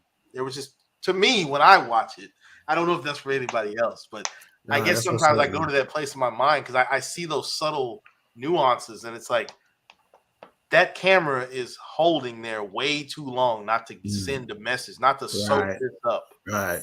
And real quick, I just want to say this. I don't know if anybody caught this last week on The Woman King, and I was telling Ben this, but at the end of that movie, they said Breonna Taylor's name. I don't know if anybody caught that when she was paying reverence to the fallen soldiers. They said Breonna at the end of that movie. Wow. So there was a tribute. Yeah. There was a tribute to her. So that's why I said, and when I gave you guys my rating before I finished that movie, I was picking up those things before I could finish it. It was like I saw those. Hey, we know you've lost kings, to police brutality. Wow. We know you've lost women to police brutality. We've lost women to black women to ridiculous things, you know. But when I see black people in these movies that are reaching back to the motherland, reaching back to the ancestors, there is too much significance there that I'm picking up when they're in, like I said, when they're in those outfits and when they're learning those dances and they're learning how to fight like those warriors. There's too much. I wouldn't be surprised if there's behind the scenes where they maybe have a moment and they're just tearful. They're just joyful because, I mean, there's just something there that just bridges you back to that moment. So, and obviously with Chadwick Boseman, you good. With Chadwick Boseman not being there too, I'm sure there was a lot of moments. Oh gosh, I can't imagine the conversations and the tears shared. I mean, I'd love to been on set. That's for sure. Yeah. So, did your rating change? Were you always at a 4.5? Or no, actually, I wasn't. And I'm sorry. I know you guys mentioned this also last week. Yeah. I was going to give it a 4 but with my second watching, and because I have to honestly say, I watched it hastily. Like I watched it quickly. Like, oh, this is a Marvel movie. Oh, this is Namor. Blah blah blah. This is what's going on. But when you go back and you catch it again, it's like, okay. They're fighting like these African warriors. They're wearing these garbs. They're wearing these outfits. They even reached out to one of the tribes. Maybe you can help me. That wore the clay in their hair. They showed her that's a real tribe. They have their hair like that, covered in that clay. Oh yeah, so those little things like that. I mean, they definitely want to represent. And the Mayans, little fret for them. I mean, you want to represent that nation as well, that of people. It's like, yeah. So yeah, it did change. My second watch through it changed. All right, A-Trap. Same with Wilkes. I stay even at 4.5. I was feeling the ancestors. I was feeling the. You guys have heard me mention. Dog mentioned it earlier. The matriarchy instead of a patriarchy system that creates the king, that announces the king, that puts forward the king. You saw that again in this movie. It was just so many instances in which our culture, our spirituality, our existence is being affirmed in these two movies. Woman, Queen. I didn't even know about the Breonna Taylor thing. I'm gonna have to watch that again. And like Wilkes mentioned, the rites of passages. People didn't even pick. Most people don't even pay attention to that. We focus too much on what's not right, and instead of like, okay, this wasn't factually true, but what it is it's called a breadcrumb, homeboy, homegirl. With your woke ass. Right. Breadcrumb. I understand. I can't put. That's why, remember we were talking about this weeks ago, and I said, man, I don't want to see any more biopics. I want to see bioseries because you cannot put 65, 70, 80 years of a person's life, or even 35, 40 years of a person's life in 90 minutes, or even 3.5 hours. So I really appreciated it. It's right in my wheelhouse, and it just further enhances your ability to grasp what is ours and stop overlooking what is. I just want to ask A-Trap this question, and maybe Doc caught it too, but did you hear the name that they used for the queen, for Angela Bassett's character? Her dad was Lumumba. Yeah. Is that Patrice Lumumba? Patrice Lumumba. Lumumba, yeah. He was he was pretty much the catalyst into the independence of Congo. Was that correct? Yes. That's what I thought. Patrice Lumumba, he was assassinated shortly before Brother Minister Malcolm. Yes. Because he was fighting for the independence from is it Belgium? No, not Belgium. Belgium, and what people don't understand about our great ancestor Patrice Lumumba, he, like my man who was running Libya, was trying to unite the entire diaspora. He was trying to create a united continent of Africa. Right. And that's one of the reasons he's no longer here with us, because he was parading Brother Mr. Malcolm around the continent. Yeah. Right. So yes, indeed. I caught that. Yeah. So Patrice Lumumba, he related to Patrice Russia, ain't he? Forget me nots. Yes. Because you can't forget him. Yeah. You can't forget him. The best forget me nots ever. Shaka said, name Riri and character created by a white comic writer. Riri came from singer Rihanna and last name Williams. Origins, Venus and Serena Williams. The character was created. Nice. They were so popular. That's Nice. good. Good nugget, Shaka. We appreciate you, man. For real. Nice. Like Master Flex. Shaka strong. Yeah. Shaka strong. Shaka strong. Shaka strong. Another Chicago native. Another Chicago native. Yep. Yeah. Chicago heavy in the building. All right, Doc. So before I give my rating, A-Trap, did yours change or was it at a 4.5? It was at a. Stay. I didn't want to give it a 5. I refused to give it a 5. Not that it wasn't a 5. No, I just I like got I you. ain't getting it a 5. Gotcha. Yeah. Okay, But I so really want to mine. give. For the record, I want to give it a 5. Okay, gotcha. That's good. So what's up? Mine was a. Does that go to I think that's Theodora. Theodore? That's okay. All right. Blue Streak. So mine started at a 4. But it moved to a 4.5 after the show because again, I had a lot of the cultural influences and stuff like that, but y'all brought out so many more that it caused me to raise mine to a 4.5. So that's 3 4.5s. Now I should point out, because I generally try to do so during my mic rating, is that IMDb gave it 6.7 out of 10. Rotten Tomatoes gave it a very good score of 84%. Metacritic 67%, and 82% of Google users liked it as well. Nice. So you don't think I'm so crazy, Golden? Talking about no, it's Theodora. Hey, I thought you was with me too. I'll say mine started off as a 4.5, and I'm gonna keep it at a 4.5. I don't. I'm kind of agreeing with A-Trap. I don't think it's a 5. I think obviously we can make it a 5, but I think 4.5. I think is a solid, solid rating. And to answer the question, was it better than the first Black Panther? And I'm going to say yes, because I think it introduced a new character, but also, it paid respect to Chadwick Boseman, and they did a great job. They did a great job from beginning to end. I want to be the last to answer if it's better. Wilkes, you think it was better or no?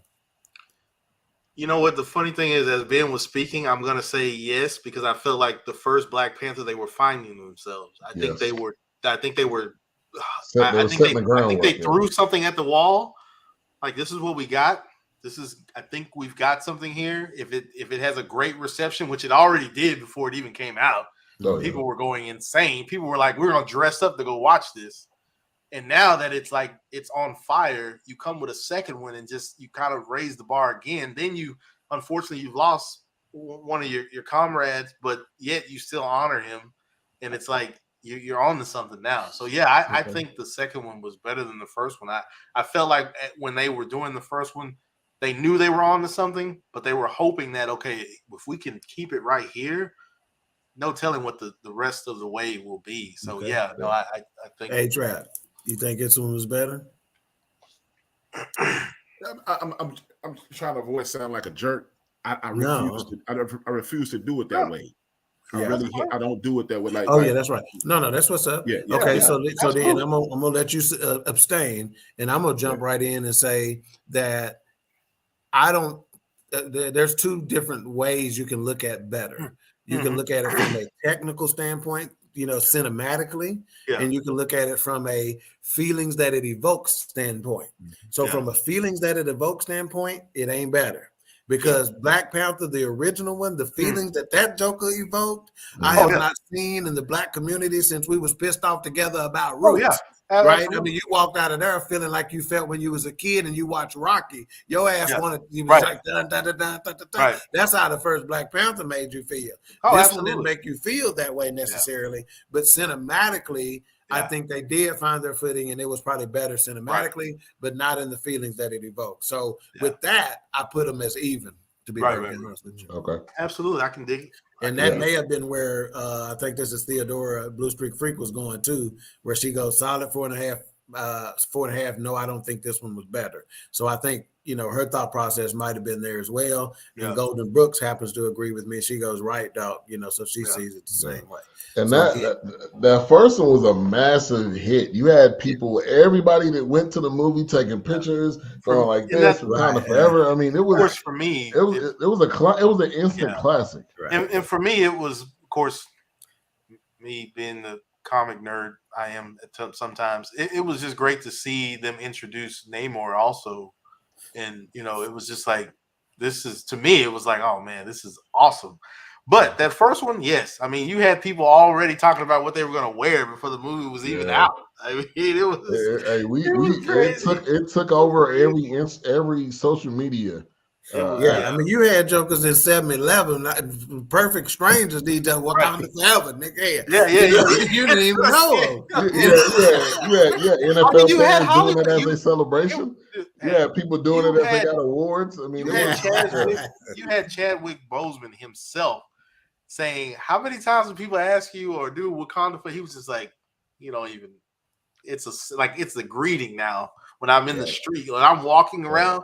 People literally salute me like it's one of those things where now it is literally part of the culture. It is. You know what's crazy? That's big. That's a big statement right there, Wilkes. And you can think about how special sitcoms and movies and stuff is over the years that actually become woven into the thread of the culture. Remember, we did the review of the Martin reunion, and that's one of the things that they talked about, that this was ingrained into the culture. That's forever. That's big. You can't give it that's giving it a 5. That's giving it a 5. That giving it a 5 ain't. If I tell you in the culture now, that's the 5. That Wakanda Forever is as big as Jesse Owens holding up. Sadate, man. Sadate. Sadate forever. That's Sadate, man. What is this, man? Pull out a belt. You just pull out a belt and say Sadate. Dodging bullets with his hair, man. Hey, man. Oh, wow. Yeah. Hey, wow. Y'all, when I say Sadate, y'all know what it is. Crazy. Golden says that first one was love. It had our culture bonding for a minute. No, absolutely. And you know what? Like my high school does an alumni cookout every year. And that year they did dashikis. That's the shirt. You have a different shirt every year. Yeah. And this year, my mama used to make dashikis for me and all my uncles and cousins and stuff like that. She used to make them, man. Oh, that was big for I don't know if there was something that they would celebrate. It wasn't at our church they would do that too, but it wasn't oh gosh, what's the African Christmas? You serve a black Jesus church or white Jesus church? Kwanzaa. Yeah, Kwanzaa. It wasn't for that. I'm sorry. Let me answer his question. I'm sorry. Get caught up, guys. We started asking people that just to throw their ass off. They started talking about church. Wait a minute, you serve a white Jesus church or a black Jesus church? what color is the picture of Jesus on your wall? This white Jesus. Which Pastor Di was on today, so I can ask him, hey, Pastor Di, you got a black Jesus church or a white Jesus church? And you know what's funny? He did his baptisms last month. And we went to the religious bookstore to get some Bibles for the children. We walked past this one table that had some cartoon Bibles. Yeah. And I tapped him. I said, "Who was that white dude?" It was Jesus. Oh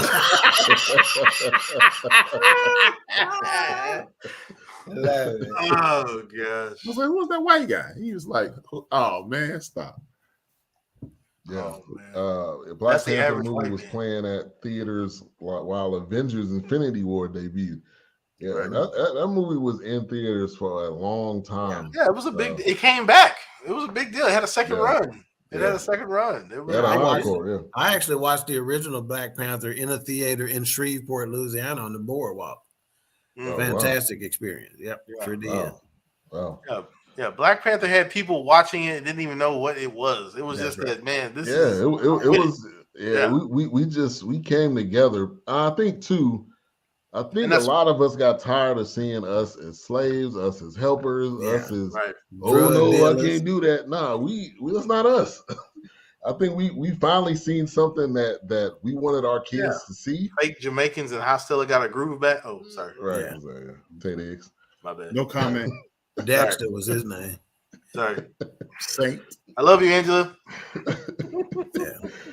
All right. So just to let y'all know, we changing it up a little bit. Normally we would have the title of the movie, but I'm kind of posing a question, in the title. So I hope that'll bring, more of a conversation as people that's are what's watching up. it. I love so it. Yeah, we changing it up a little bit. Just that's good. I like it. I like all it. right. It would have been a great surprise for us if Bozeman had did this movie and they kept it a secret. That would have been that would have went down in history. Yeah. Oh, man. Oh yeah, absolutely. Yeah. Like they've already had it recorded, ready to go. Yeah, they couldn't because I think he was keeping his illness a secret. So they, probably they didn't even know. Right. Yeah. I guess I need a copy of the Good Times. Like Jesus. Near the rhino. Yeah. Out of the window.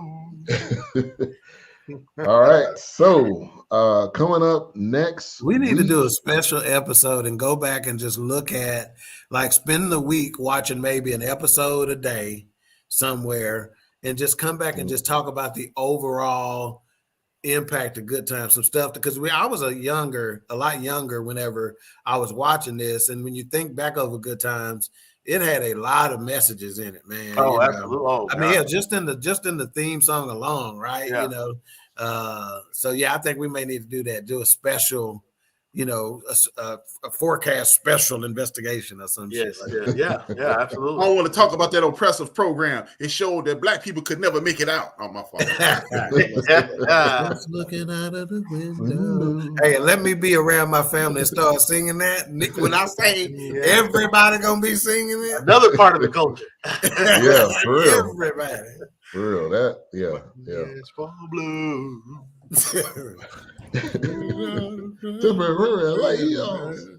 Yes. I was real grown when I figured out what the hell they were saying now. Yeah. Cause a bad day when did y'all see the Dave Chappelle episode when he put the Good Times lyrics on there and saying they sang and nobody knew what because nobody knew what they were saying. Especially for me, it was hanging in the child line. Then nobody knows what that was. Right. Yeah, because like for me, it was reruns by the time I started watching. But I'm just like, what do they mean by leaking out the window? Like what? Leaking out of the window? What the fuck is leaking out of the window? Oh, gosh. All right, y'all. So it's throwback time next week, and we're gonna come at y'all with a classic Harlem Nights. Oh man, go put your toe out there. Put it out there. Can't wait. I almost don't have to watch this. That's right. Yeah. So Harlem Nights, we're gonna do that one next week. Part one in life. Oh man. But you stop shooting that. Yes. Harlem Nights. Right. The prequel to life. Quick went broke. Good point. All right, what's coming up tomorrow on the End of the Bench? I need every woman in the United States of America to watch tomorrow. First, I'm gonna switch it up a little bit more. I've been tweaking my program. I've been making phone calls to aldermen and alderwomen, alder people, government officials in Cook County. I'm trying to get a movement started where I'm gonna post. I called 5 aldermen last week, and I'm gonna post their name and phone numbers on my show and say, "Hey, I call these people. They never got back to me. I'm gonna need y'all to call them, so we can start getting them on in front of us and ask them questions. Why is my sidewalk, or why is my streets, or why the lights out on my block, right? So forth and so on." And I'm gonna talk about the momnibus bill. This is where I need every woman that if you could do me a favor, grab the link, tell a friend and tune in tomorrow. The mortality rate for women in America is up 60%. The highest it's been since 1965. Meaning, my oldest sister, it was safer for my mother to have my oldest sister than it is for my daughter to have a baby today. Wow. And it is a momnibus bill that is coming up in about 3 weeks.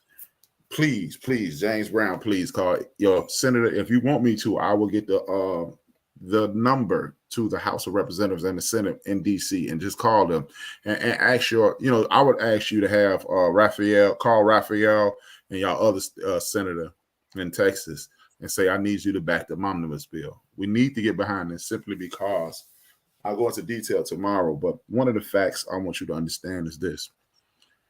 There are several counties, and when I mean several, I mean more than 10 counties in the state of Georgia that don't have birthing rooms in hospitals and don't have OBGYNs in the county, meaning you get pregnant and you just like it was like it's 1923 or 1823.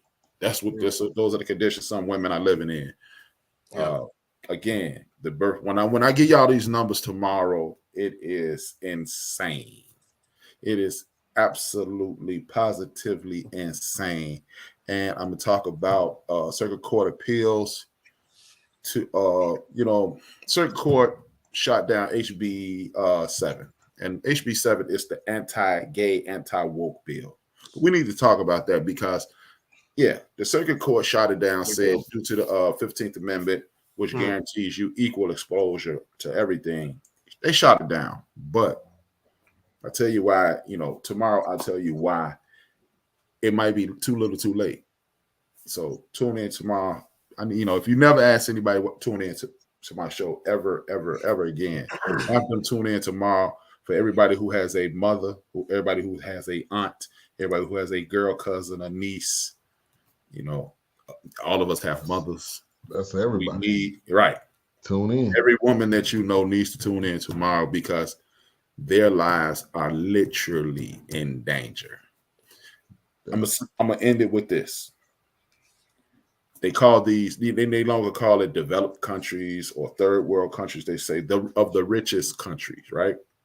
This is the most dangerous place on earth to have a baby. The United States of America. Wow. And why everybody worried about, you can't have an abortion. Okay, I'm gonna have this baby, and then I'm gonna die on the table. And people think it's just the women dying. It's the children dying as well. Yeah. So the omnibus bill is to provide money for OBGYNs, for doulas, and midwives as well. You may not think a doula or a midwife is important, but a doula and a midwife is like having your best friend in the delivery room. Takes down the anxiety, takes down the one, I can't think of the damn cortisol. Takes down your cortisol rates, which means the lady is more likely gonna live. So we need to get this bill passed. Like I said, if don't nobody ever tune, if you don't ever tune in HRAP tomorrow, please have them tune in tomorrow. Then you ain't never got to tune in again. But hopefully you will continue to tune in. But please, James Brown, please tune in to the end of the bench tomorrow. And as under my avatar says, under my name, it says everything. If you put my name up, you'll see 3 symbols that I put up, and it says everything that I'm trying to do in regards to my programming and things of that nature. Because and you can see it scrolling down at the bottom end of the bench media, or if you just type in end of the bench, you'll find it there. Venita, 6 p.m. tomorrow Central. So make sure to check that out. All right, what's coming up tomorrow on Queen, 3, and King? Tomorrow on Queen, 3, and King, we talk about the participation playbook. This lady actually trained me, or trained our company, the managers, the leaders of our company, our organization, when I was still in corporate America. And she made such an impact on me. I ran across her on Indeed the other day, and we kind of started talking and stuff. And I'm like, I got to have you on the show. Because what she's talking about in terms of trying, because again, we're talking about leaders and how leaders get those that follow in them to engage.